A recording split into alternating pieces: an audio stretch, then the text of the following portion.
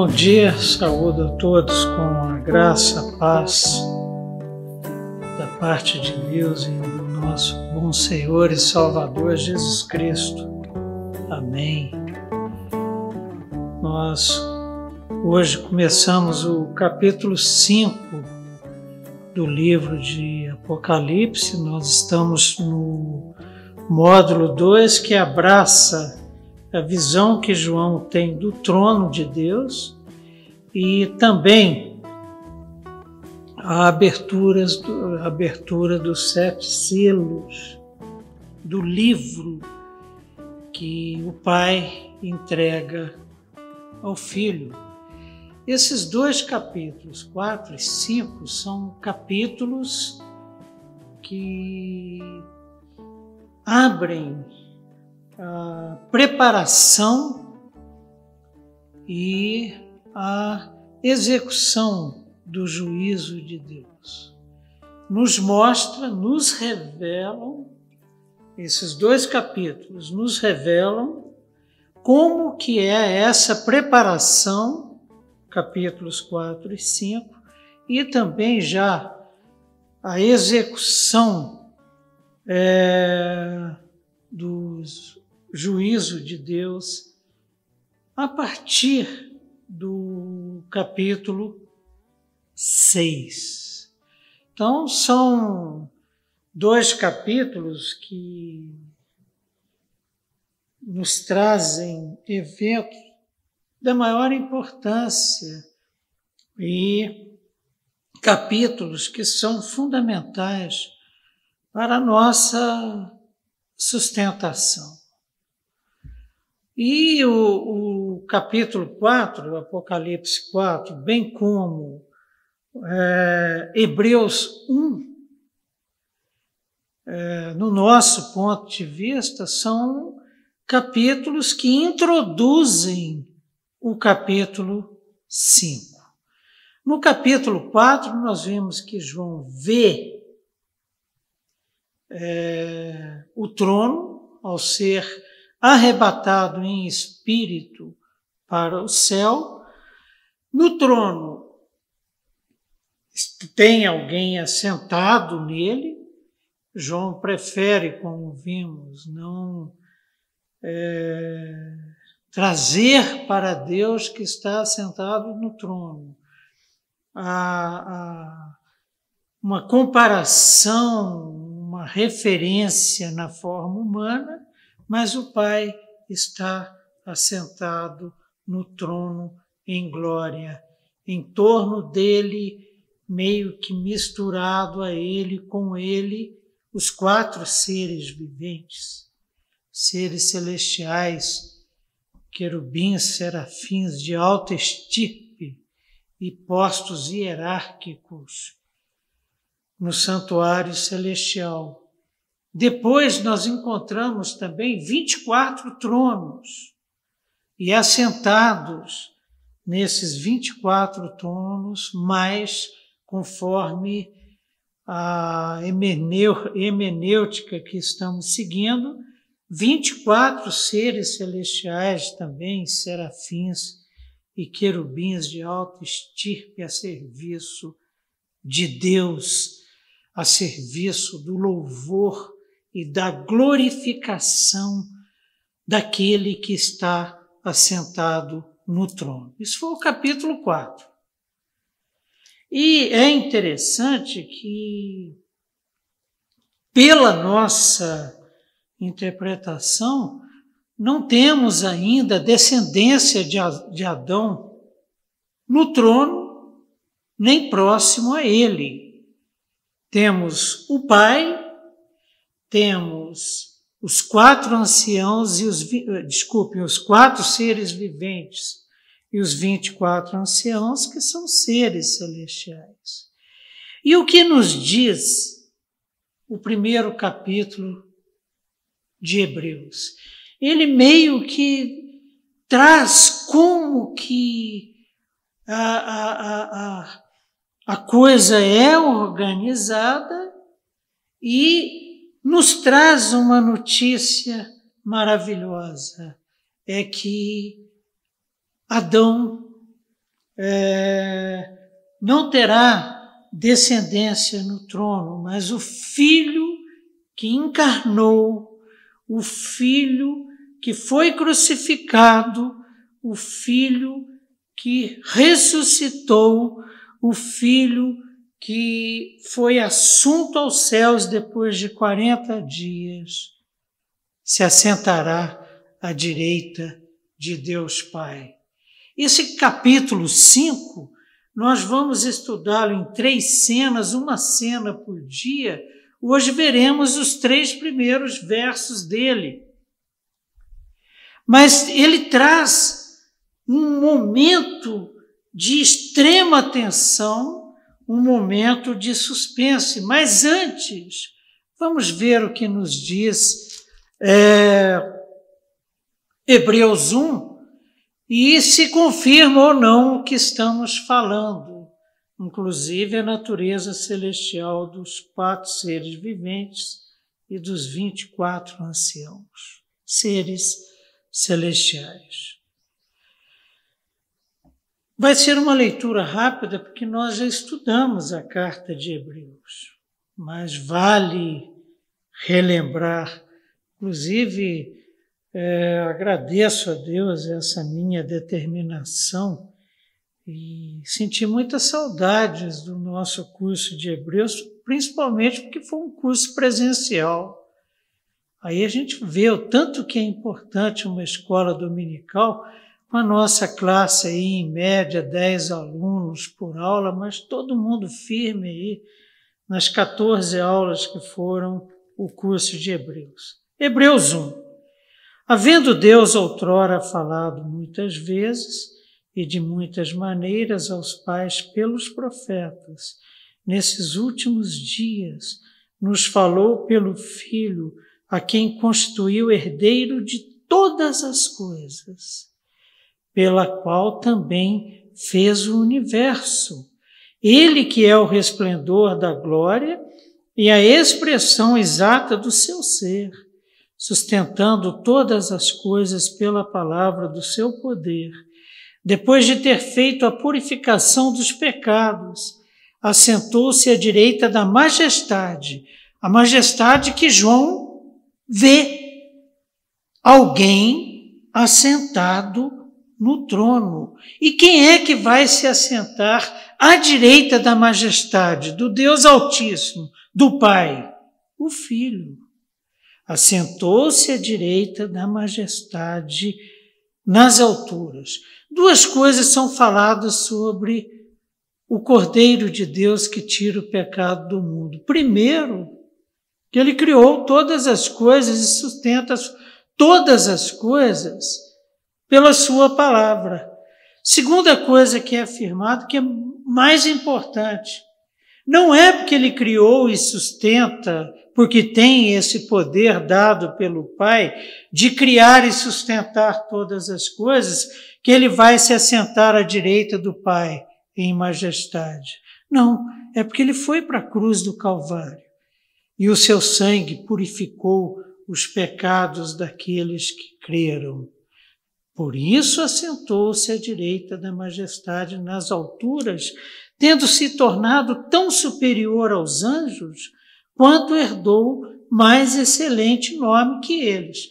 Vamos pegar aí a categoria mais alta dos anjos, os 4 seres viventes e os 24 anciãos. Eles não estão assentados com o Pai em majestade. Quem é que assenta-se à direita do Pai? O Filho, Jesus Cristo, o Cordeiro de Deus que tira todo o pecado, o Cordeiro que João vê, que parece que esteve morto, mas que vive. Pois a qual dos anjos disse jamais: Tu és meu filho e hoje te gerei? E outra vez: Eu lhe serei pai e ele me será filho. E novamente, ao introduzir o primogênito no mundo, diz: E todos os anjos de Deus o adorem. E no capítulo 5 nós vamos ver todos os anjos de Deus adorando o Filho. Ainda quanto aos anjos diz: aquele que a seus anjos faz ventos e a seus ministros labaredas de fogo. O Filho tem como ministro os seres celestiais que nós estamos estudando. Mas acerca do Filho, o teu trono, ó Deus, é para todo sempre, é cetro de equidade, é o cetro do seu reino. Amaste a justiça e odiaste a iniquidade. Foste obediente ao Pai até a morte e morte de cruz. Foste humilde perante o Pai até a morte e morte de cruz. Por isso, Deus, o teu Deus, te ungiu com óleo de alegria, como a nenhum dos seus companheiros. Ainda no princípio, Senhor, lançaste os fundamentos da terra, e os céus são obras das tuas mãos. Eles perecerão. Tu, porém, Filho amado, em quem tenho todo o prazer, permaneces. Sim, todos eles envelhecerão. Qual veste, também qual manto enrolarás, e como vestes serão igualmente mudados.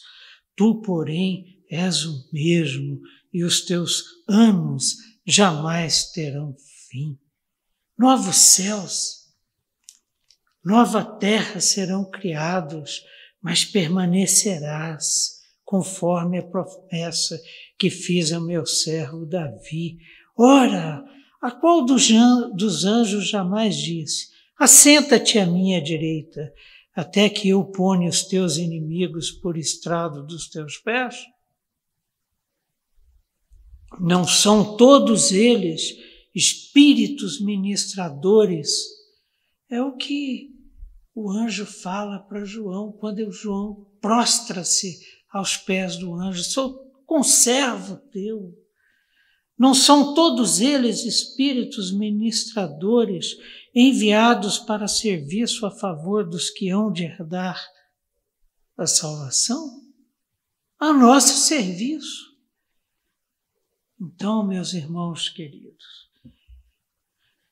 nós estamos diante do capítulo 5 do Apocalipse com a cena montada.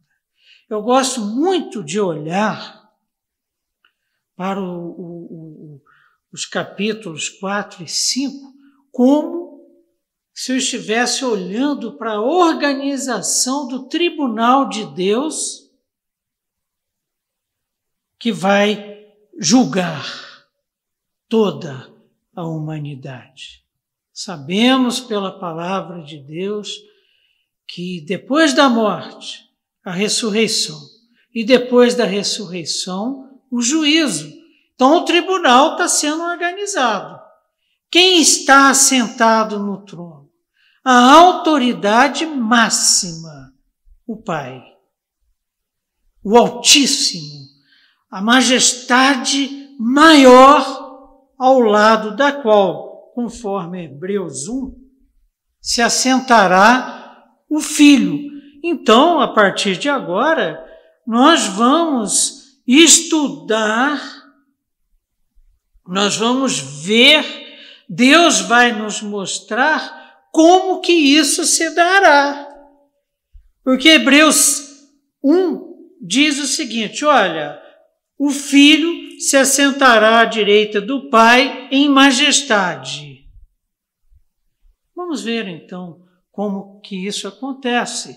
Porque a partir do centro do trono, Deus e o Cordeiro irão comandar em conjunto os juízos a serem derramados a partir do capítulo 6. Então, o primeiro verso de Apocalipse 5, Apocalipse capítulo 5, verso 1, diz assim a palavra do Senhor: vi na mão direita daquele que estava sentado no trono o Pai, a majestade, um livro escrito por dentro e por fora, de todo selado com 7 selos. E vi, é uma expressão que João usa 4 vezes no Apocalipse e divide o capítulo em cenas distintas. É o que nós vamos ver agora. Por exemplo, em 5:1, acabamos de ler: vi na mão direita daquele que está assentado num trono um livro. Então a cena é essa. Está o Altíssimo assentado no trono e ele tem na sua mão direita um livro. Vi um anjo poderoso. É um segundo vi.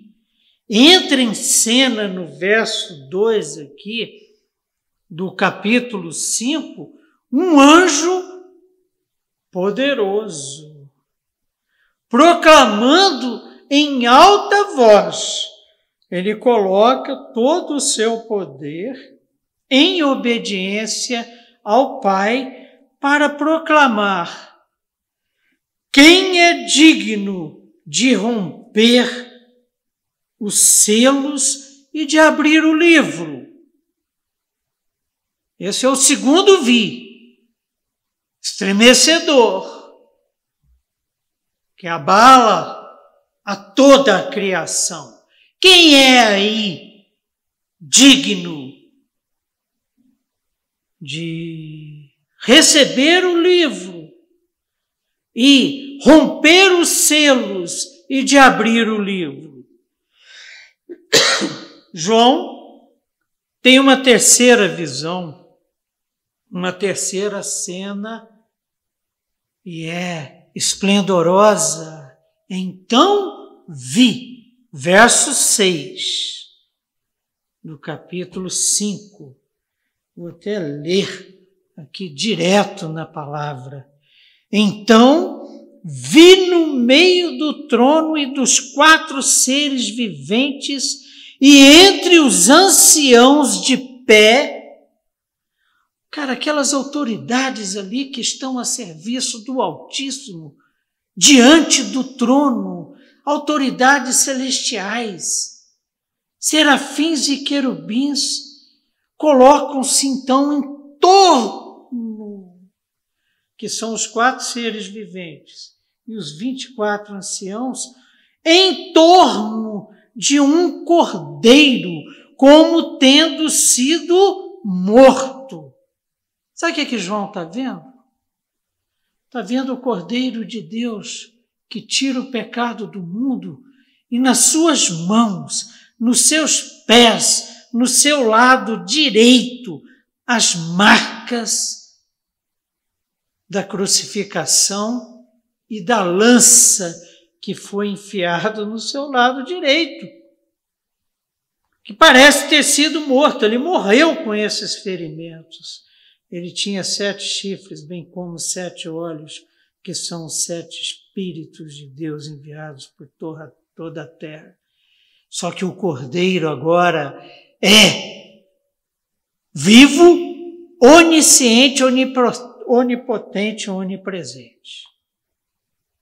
Chifres, olhos, representando essa onisciência e onipotência.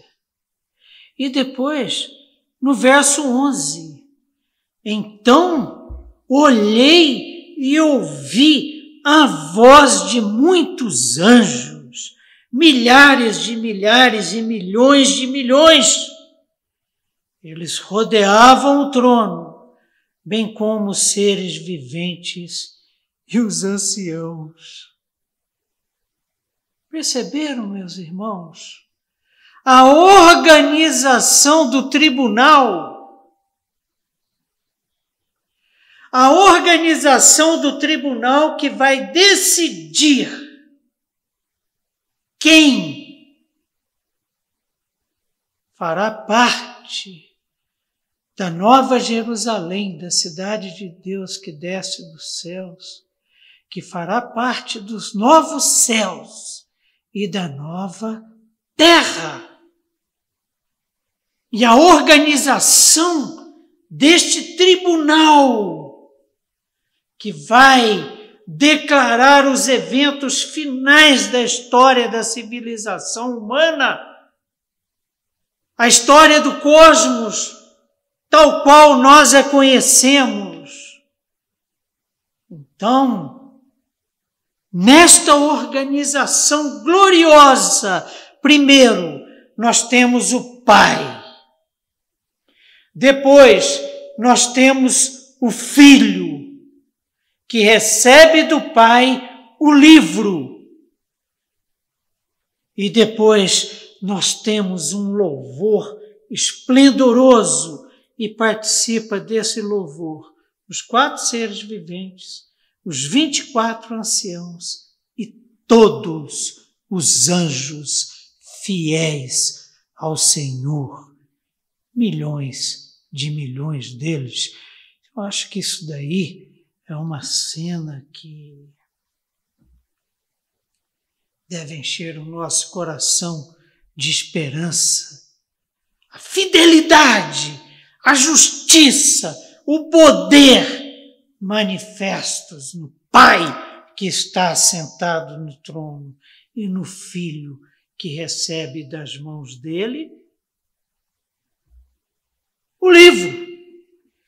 Então, verso 1. Vi na mão direita daquele que estava sentado no trono um livro escrito por dentro e por fora, de todo selado com 7 selos. Vamos pensar um pouquinho, primeiro no livro, depois nos 7 selos, e o que esses 7 selos representam. Deus está sentado no seu trono, com um livro na mão direita. Ezequiel também teve uma visão com relação a quem está sentado no trono e com relação ao livro. Ezequiel 2,9, então olhei e vi na mão de alguém, ou seja, que estava sentado no trono, estendida para mim. Nela estava o rolo de um livro, verso 10, que ele desenrolou diante de mim. Em ambos os lados dele estavam escritas palavras de lamento, pranto e ais. Daniel, capítulo 14, primeira parte do verso 4, diz assim: mas você, Daniel, feche com um selo as palavras do livro até o tempo do fim. Selar um livro significa o seguinte, não conta para ninguém, até o tempo do fim. Quem é que vai definir quando o livro será aberto? O selo tirado para poder abrir o livro. O Altíssimo, que está assentado no trono, na visão de João, e tem esse livro na mão. Isaías 29:11. Para vocês, toda esta visão não passa de palavras seladas num livro.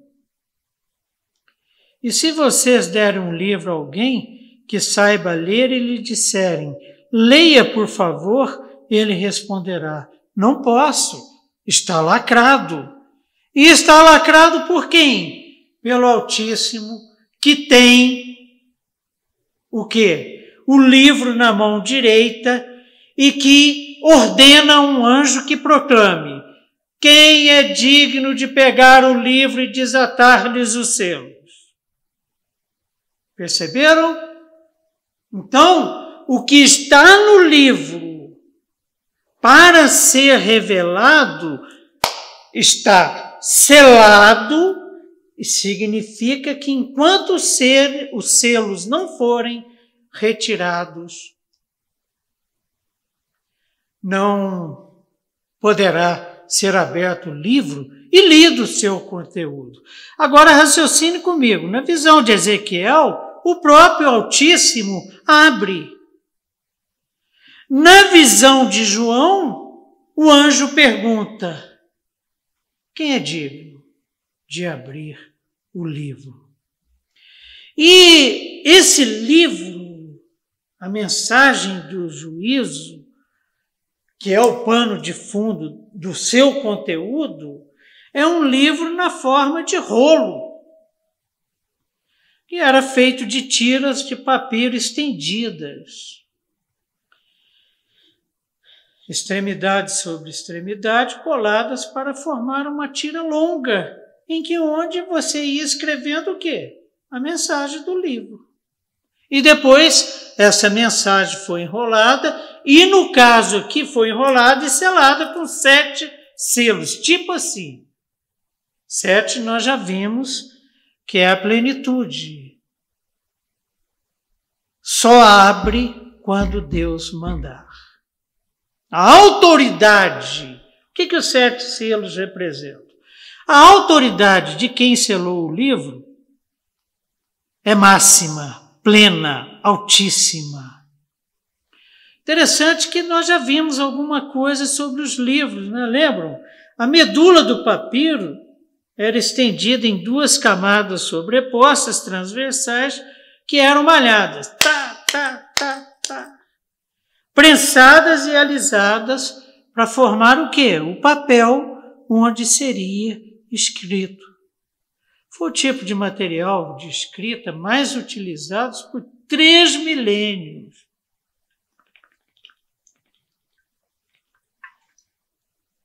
Desde o Egito até o Império Romano. Mas vocês lembram a briguinha que houve entre o rei de Pérgamo e o faraó? Porque o rei de Pérgamo foi lá e pegou o bibliotecário de Alexandria e levou para Pérgamo, porque ele queria fazer uma biblioteca melhor que a de Alexandria. E com isso, o faraó ficou indignado e começou a dificultar a exportação de matéria-prima para o pergaminho, que era o papiro. E aí o que o rei de Pérgamo fez? Investiu em pesquisa. Ele não era obscurantista. Investiu em pesquisa e criou um tipo de papel para impressão de livro, para escrita de livro, que não tinha impressora ainda, né? Gutenberg não tinha inventado a imprensa, mas ele cria o pergaminho, muitas vezes superior. Possibilitava a construção de rolos de até 10 metros de comprimento. Normalmente, esses rolos eram escritos de um lado só, mas existiam, mais caros, os que podiam ser escritos dos 2 lados, os opistográficos. Tais documentos, especialmente os selados, eram, na sua maior parte, contratos particulares, testamentos, aos quais o público não tinha acesso, só as partes envolvidas. No caso, o Senhor e seus profetas. E agora João vê, de repente, o livro na mão do Altíssimo, assentado no trono, selado por 7 selos. E esses selos? Eles eram pequenas bolas de cera coladas no final do rolo. E por que Deus não usa rolo, né? Desculpem, não usa um livro como a sua palavra, que nos é gratuitamente, graciosamente possibilitada por Ele, que chegue às nossas mãos? Por que não era um livro assim? Porque João estava escrevendo para uma igreja oprimida. As igrejas ali da Ásia Menor. Para Éfeso, por exemplo, vamos pegar o exemplo de Éfeso, perseguida, Sabe, uma igreja que estava passando por dificuldades com um império cujo imperador queria ocupar o lugar de Deus na vida delas. E que tinham acesso à palavra de Deus por meio de rolos. E quando João mandasse para eles a revelação, ele falava, eu conheço um rolo, fica mais fácil para eles, né, tadinho? Os selos eram pequenas bolas de cera colocadas no final do rolo e frequentemente prensadas com um anel de selar para tornar oficial. E o anel que selou os 7 selos é o anel do Altíssimo. O propósito dos selos em Apocalipse 5 é manter o conteúdo do livro em segredo até o tempo do seu cumprimento. Daniel 8:26.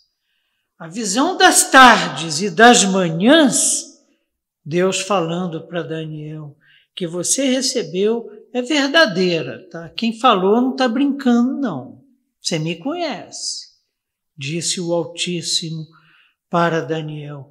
Sela, porém, a visão, pois refere-se ao futuro distante. O que João está vendo? A concretização desse futuro distante está sendo revelado para João de como que a coisa acontece no santuário celestial. 12:9. Ele respondeu. O Altíssimo respondeu para Daniel, siga o seu caminho, Daniel, pois as palavras estão seladas. Olha, você já cumpriu a tua parte, siga o teu caminho. E lacradas até o tempo do fim. Textos que nos ajudam a compreender o que está acontecendo aqui no capítulo 5. Bom, quais seriam os prováveis conteúdos, né? O crente gosta de especular, né? Eu gosto de viajar na maionese. Primeiro, a vida do Cordeiro com o nome dos redimidos, o livro da vida. E a história do Cordeiro, um possível conteúdo. O Antigo Testamento com a Torá e as bênçãos e maldições da lei que o pastor Mazinho trabalhou no culto vespertino ontem. Sermão importantíssimo. A seriedade da lida com a palavra de Deus, nós que fomos chamados para ensiná-la. 3. O testamento. 4. Uma carta de divórcio por conta do pecado. 5.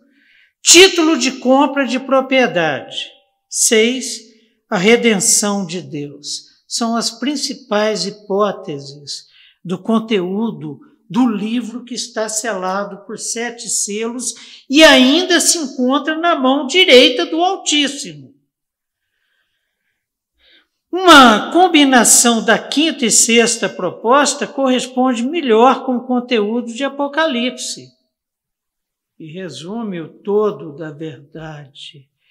Seria um título de compra, uma compra com pagamento de um alto preço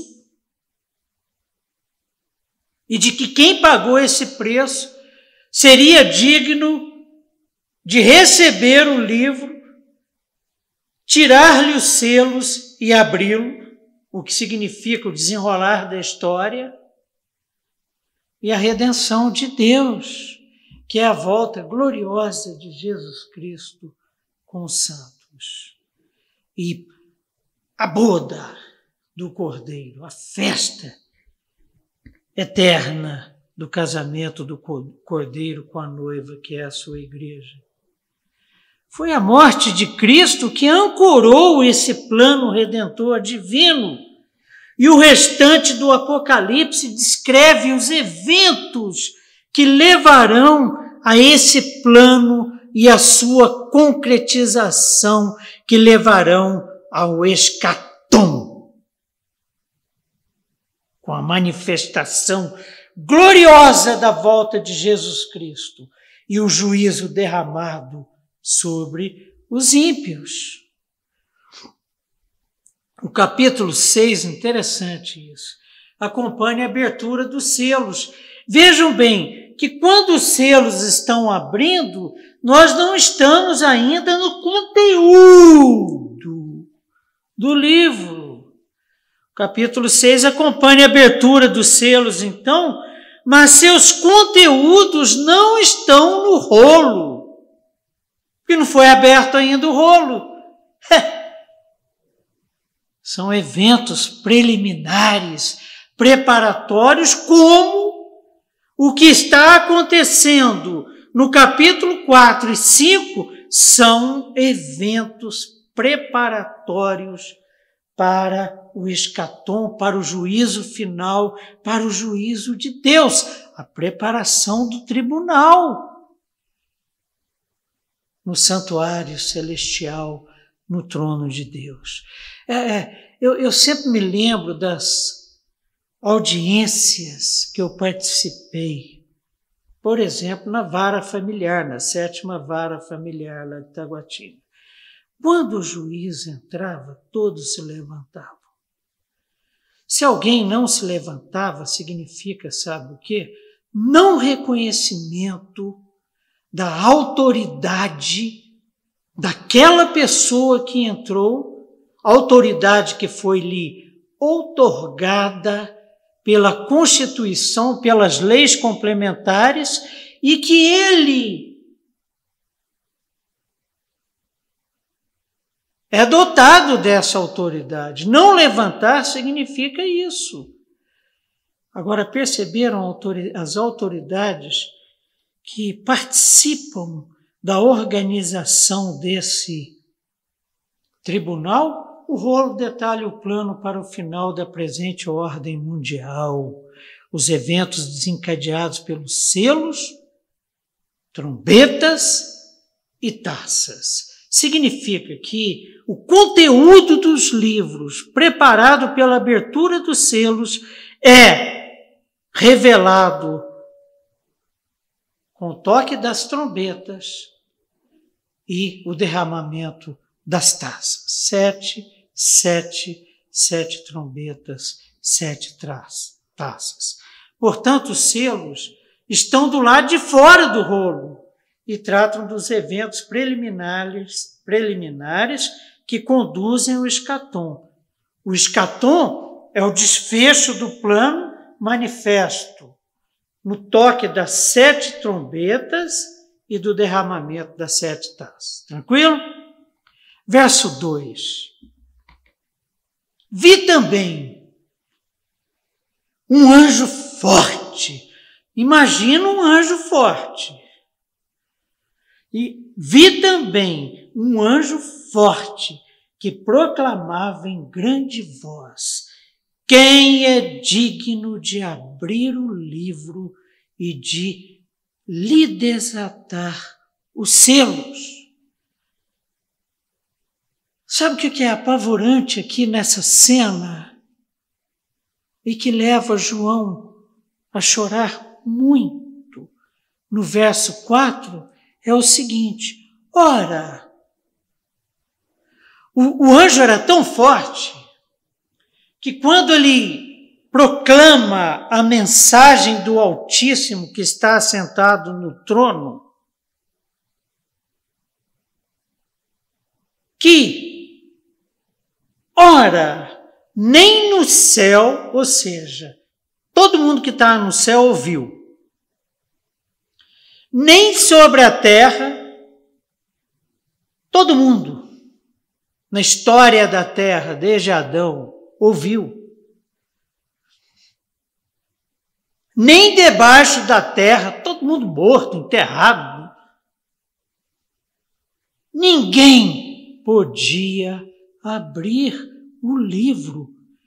E o pior, hein, gente? Nem olhar para ele. Eu sou tão cauteloso porque eu tenho que ser, porque eu sou muito atirado. Você já pensou se tem alguém lá assentado e olha para o livro? Alguém de nós é fulminado. Então o anjo brada em alta voz.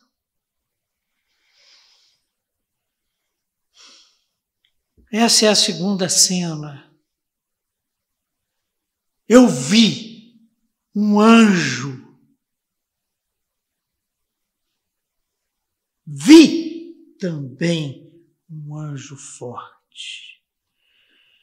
E esse anjo procura um agente que pudesse receber o livro da mão direita do Altíssimo, tirar-lhe os selos.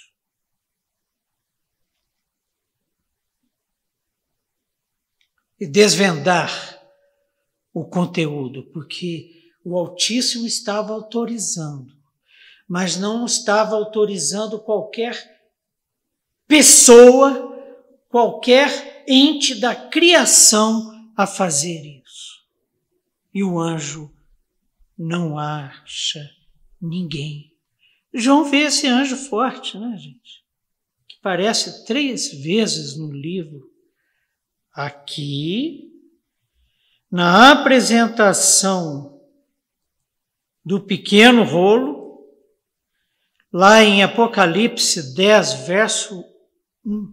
Então, vi outro anjo poderoso que descia do céu, e ele estava envolto numa nuvem, e havia um arco-íris acima da sua cabeça, representando a misericórdia de Deus manifesta na ação daquele anjo poderoso.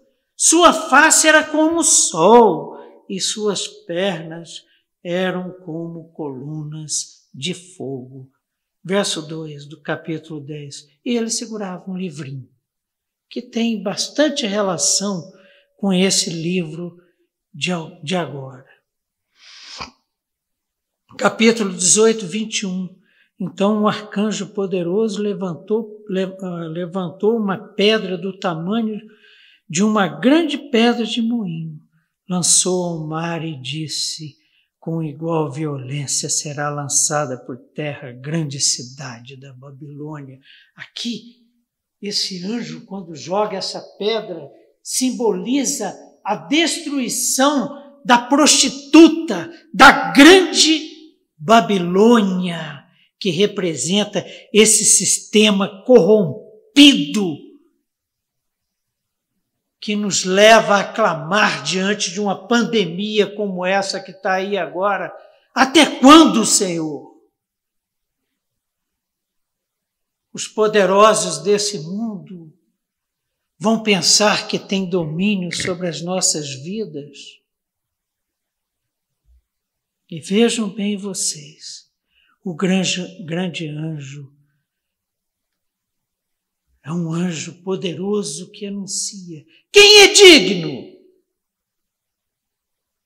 Quem é digno? É um arcanjo, um querubim. E relacioná-lo com Miguel ou Gabriel é um equívoco. As 3 aparições são em momentos cruciais para introduzir eventos importantes. E sabe o que é que tem nesse livro?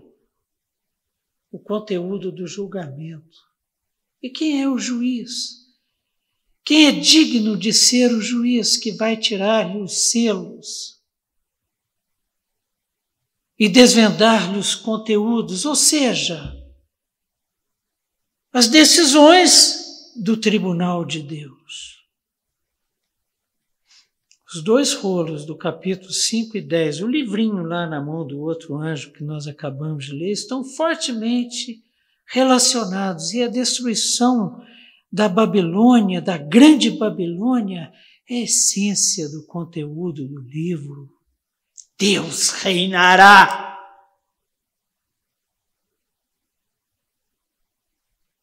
eternamente, plenamente, e destruirá os seus inimigos. Esse é o conteúdo que nós vamos ver doravante.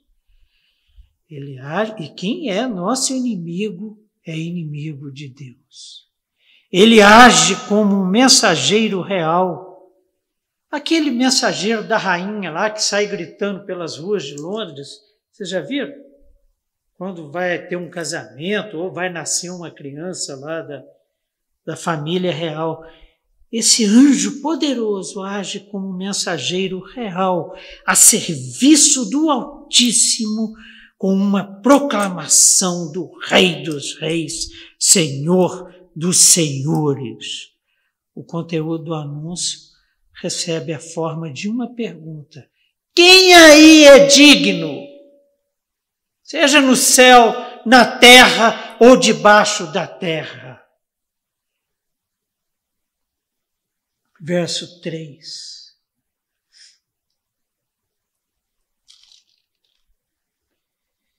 Ora, nem no céu, nem sobre a terra, nem debaixo da terra, ninguém podia abrir o livro, nem mesmo olhar para ele.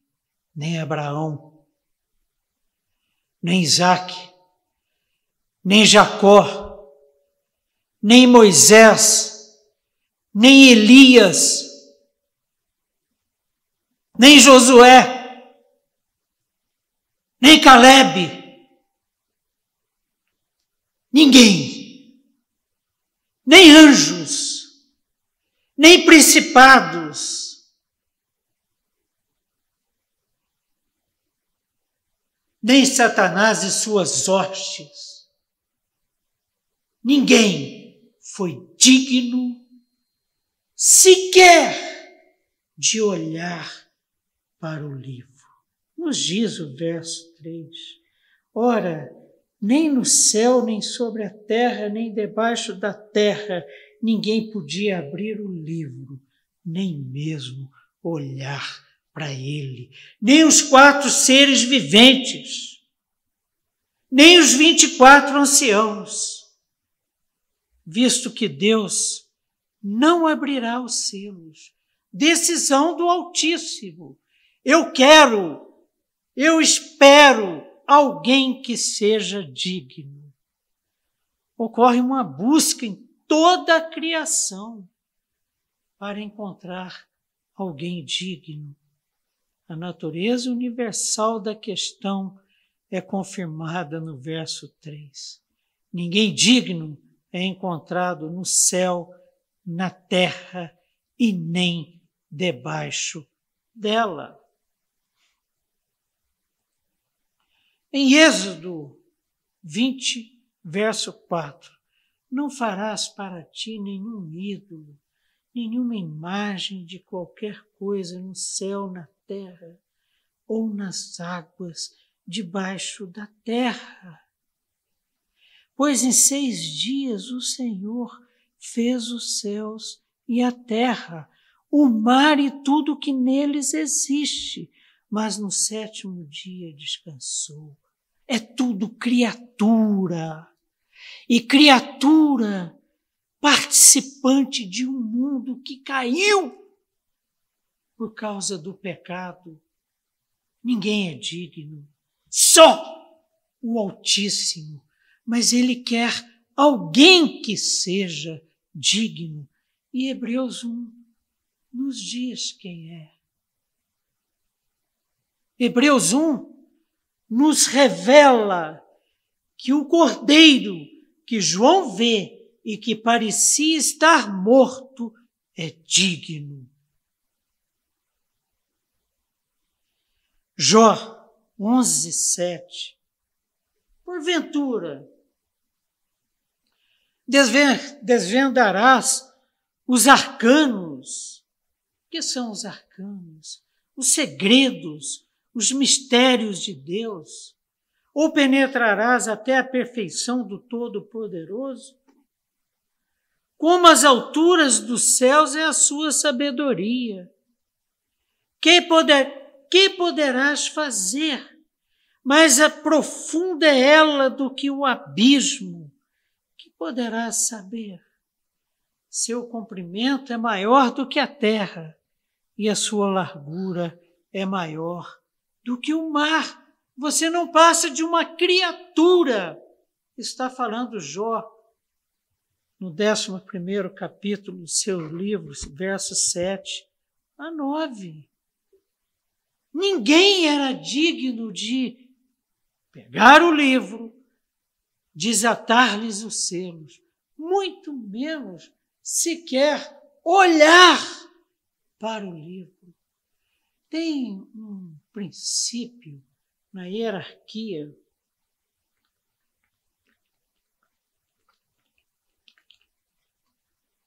que é interessante.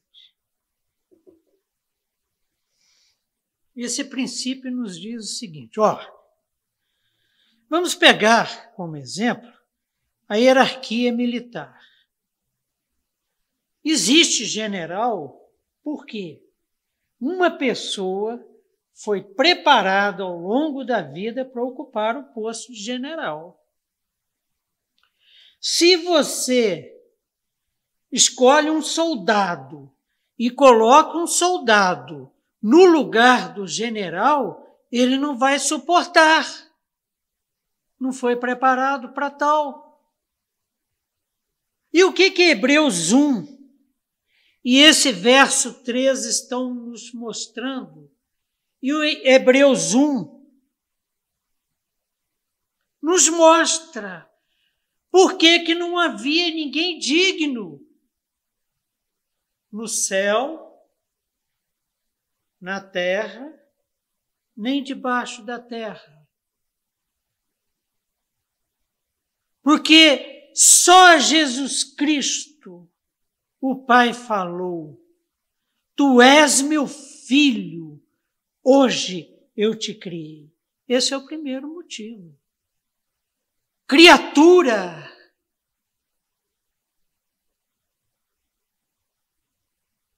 Caída. Maculada pelo pecado que aconteceu no Éden. Jamais, é o que Jó fala, poderia possuir essa autoridade, esta dignidade. Hebreus nos lembra que na eternidade Deus chegou em Jesus Cristo e falou, tu és meu filho, hoje te criei. Na sua exegese, Paulo interpreta o Cristo ressurreto. Eu hoje te gerei, os vermes não vão te consumir. E principalmente porque você foi humilde e obediente até a morte e morte de cruz. Quem foi levado para a cruz foi o Filho, não foi a criatura. Cristo não é criatura de Deus, é Filho de Deus. Está acima dos anjos. Por isso que aquelas autoridades celestiais, querubins, serafins e anjos, dentre eles não foi encontrado quem fosse digno sequer de olhar para o livro.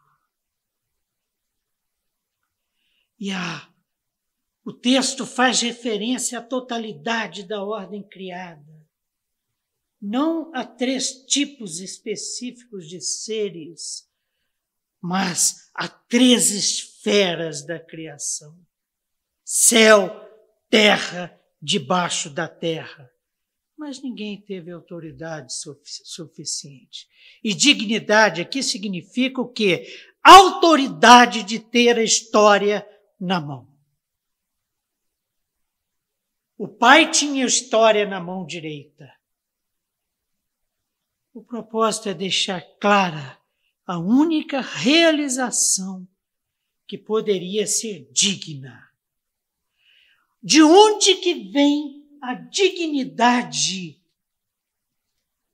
para receber o livro, desatar-lhe os selos e abri-lo? E à medida que o rolo vai sendo desenrolado, a história vai acontecendo. Hebreus nos fala, e eu quero voltar a Hebreus 1, de 1 a 4.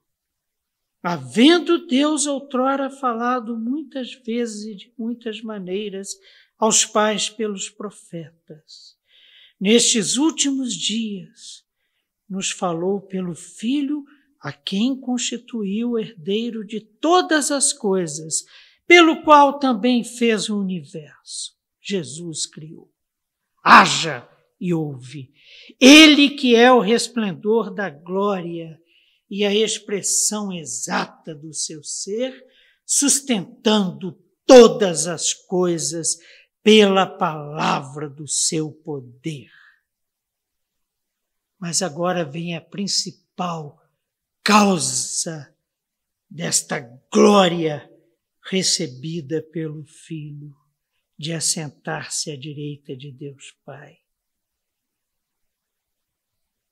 Depois de ter feito a purificação dos pecados, assentou-se à direita da majestade nas alturas. Não é para qualquer um, gente. João vê o quê? Como que um cordeiro que morreu, mas que está vivo. Está aqui. Ó.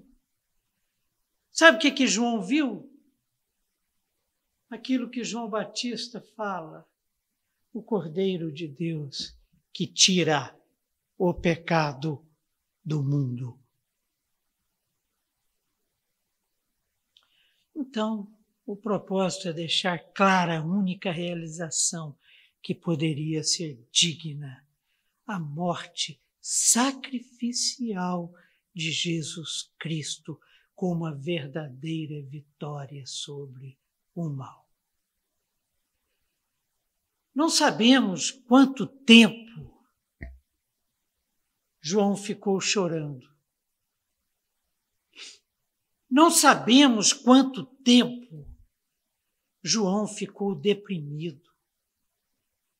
E por que João ficou deprimido? Por que João chorou tanto? Pode ter sido semanas, meses, em Patmos, pelo impacto do que lhe foi revelado e que nos é revelado hoje. Ninguém é digno. Nem no céu, para quem gosta, e Hebreus foi escrito principalmente para quem gosta de ficar adorando o anjo. Ninguém foi encontrado digno de receber o livro das mãos do Altíssimo, desatar-lhe os selos, revelar-lhes o conteúdo que é o desenrolar da história. E João chorou. E nós também devemos chorar. Ao invés de ficarmos procurando maneiras, procurando hermenêuticas, interpretações, chaves hermenêuticas que aliviem a nossa realidade de caídos, miseráveis, conforme Mazinho, na pregação de ontem. Malditos é o que somos. E uma capacidade que o diabo rouba de nós é a de ter uma consciência clara do pecado e de suas consequências sobre as nossas vidas e toda a criação. Ninguém. Quando eu falo sobre toda a criação, o texto nos revela isso. Foi encontrado digno nem nos céus, nem na terra e nem debaixo da terra. Esse texto deixa claro que por isso não há criatura digna de pegar o livro ou sequer de olhar para ele, quanto mais abrir-lhe os selos.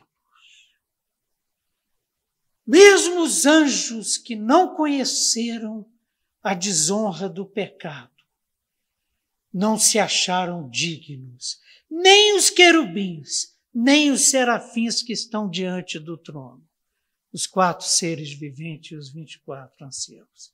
Ninguém! Inclusive, é um risco, até julgo eu, de pensarmos que os 24 anciãos são filhos de Adão, como eu sou, como você é. Se anjo que não caiu não foi encontrado digno, imagina eu, descendência de Adão, caído. Todos nós, conforme o profeta Isaías, somos como o imundo. E todas as nossas justiças como trapo de imundícia. Todos nós, ainda conforme Isaías, murchamos como a folha, e as nossas iniquidades, como um vento, nos arrebatam. O salário do pecado é a morte. Mas o que esse texto nos revela? Apocalipse 5. A aula que vem vai ser uma aula de exultação. A da outra semana vai ser uma aula de festa nos céus, porque alguém foi encontrado digno. E Hebreus nos revela quem e por quê. Havendo outrora Deus falado muitas vezes e de muitas maneiras aos pais pelos profetas, nesses dias nos revelou, nos falou pelo Filho, a quem constituiu o herdeiro de todas as coisas, pelo qual também fez o universo. Ele que é o resplendor da glória de Deus e a expressão exata do seu ser, sustentando todas as coisas pela palavra do seu poder. Por quê? Depois de ter feito a purificação dos pecados. Conforme a pregação do pastor Mazinho ontem, na cruz do Calvário, Jesus Cristo fez-se maldição em nosso lugar. E por isso, Ele está assentado à direita de Deus Pai. Ele está assentado à direita do Altíssimo. Ele está assentado à direita daquele que João viu que tinha na sua mão direita o livro e encontrou no seu filho alguém digno de receber o livro, de desatar-lhe os selos e de abri-lo. Nossa imundície, nossas injustiças são lavadas pelo sangue do Cordeiro. E o que é folha murcha, o que é relva murcha, recebe vida e vida em abundância. É o que nos revela esses 3 primeiros versos de Apocalipse. É o que nos revela o capítulo 5 de Apocalipse. Deixamos agora João chorando. Chorei muito, porque ninguém foi digno de abrir o livro. Mas espera até a semana que vem para você ver o que é glória. e o cuidado que nós temos no trato com essas verdades maravilhosas que são reveladas a nós, vermezinhos de Jacó. Vamos orar. Senhor nosso Deus e Pai, Pai de amor, graça, misericórdia e poder e justiça, Pai que não poupou o próprio Filho, que entregou para que todo aquele que nele crê não pereça, mas tenha vida eterna. Entregou o seu único Filho para morrer no nosso lugar, para tornar-se maldição no nosso lugar. O Filho bendito, em quem o Senhor sente todo o prazer, foi entregue para aquela morte horrorosa, mas bendita na cruz do Calvário, porque por conta dela foi encontrado nos céus alguém digno de receber o livro e desatar-lhe os selos. Foi encontrado alguém digno de assentar-se à tua direita.